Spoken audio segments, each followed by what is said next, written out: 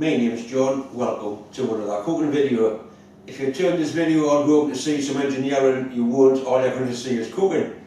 I came in from work tonight and David left that BMO recipe book out, open a certain page, and there's some ingredients on the bench just kind of challenged me to make some rock buns.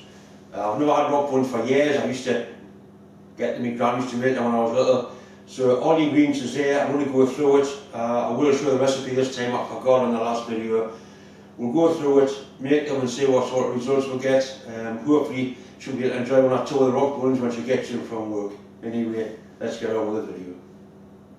For a nice big mixing bowl, the first thing that goes in here is 8 ounces of self-using flour and a pinch of salt. I think a pinch of salt is something like that. Right, so this goes in through the sieve, and I call it a riddle to sieve. Gets all the lumps out and also aerates the flour. Right, that goes into there. Nice and fine, a bit like parchment powder.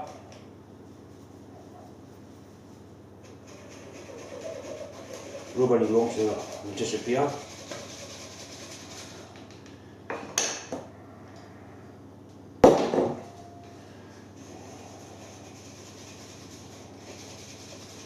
Right, into there goes 4 ounces of margarine. It says rub it in, so I imagine that means stick your hands in and get it rubbed in.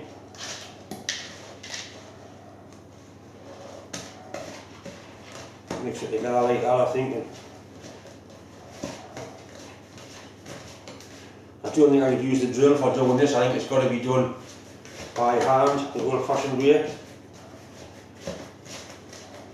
The hands have been scrubbed since I come in from work. Oh, I made some bread once, and when I finished kneading the dough, my hands were really clean, but the bread was a little bit on the grey side. Right, so that's kind of mixed in.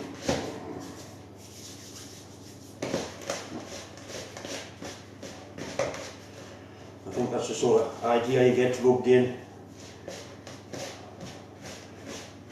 Into there goes 3 ounces of mixed fruit, dried mixed fruit, 1 ounce of mixed peel, and it all gets mixed up.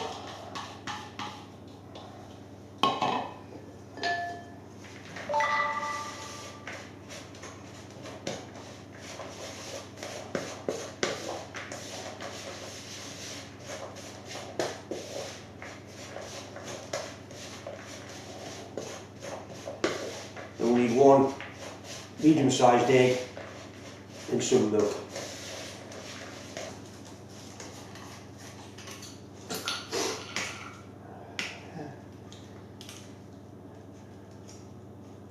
I always have great difficulty getting tops off things like this.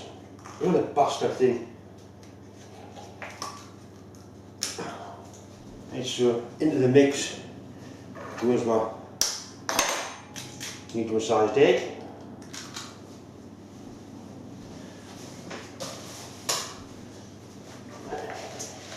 And some milk, and just says mix until you get a stiff dough.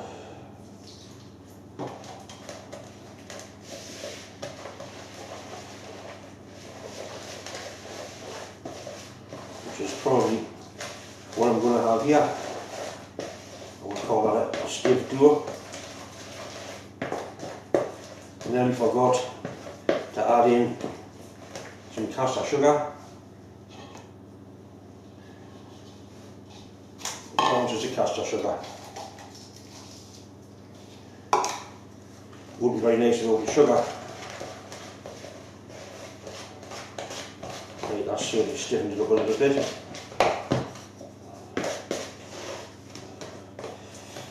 I preheat the oven to gas mark 6. This just gets put into dollops on some baking trays.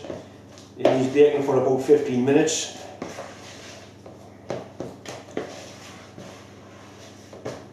So I'll follow the instructions with the correct weight of ingredients, so hopefully it should be good.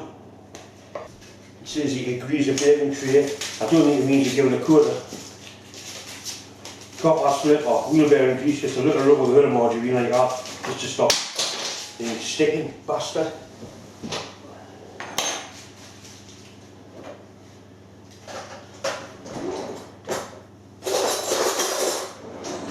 Right.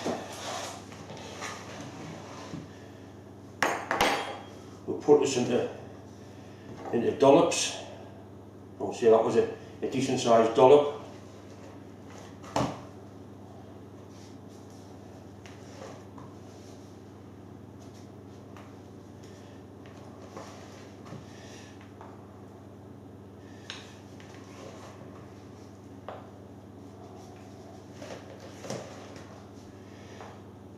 I need to use two trays here because I'm expecting these to increase in size a fair bit.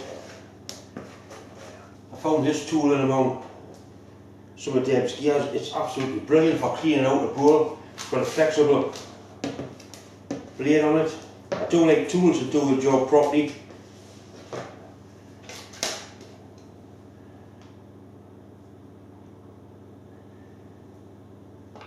Johnny, you're a messy bastard. Always at 200 degrees. We put the little one in the bottom, the big one higher up, and hopefully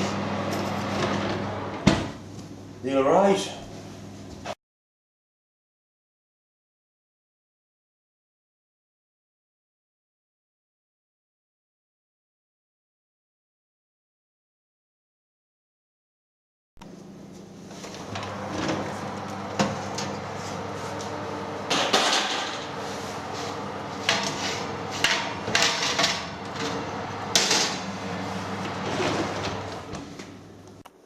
I'm not quite sure what's happened here. They didn't seem to rise as they should have. They certainly cooked all the way through. And they're quite tasty. Once again, it's just time to say thanks for watching, thanks for subscribing, and bon appetit, bon lard. And you really are nice.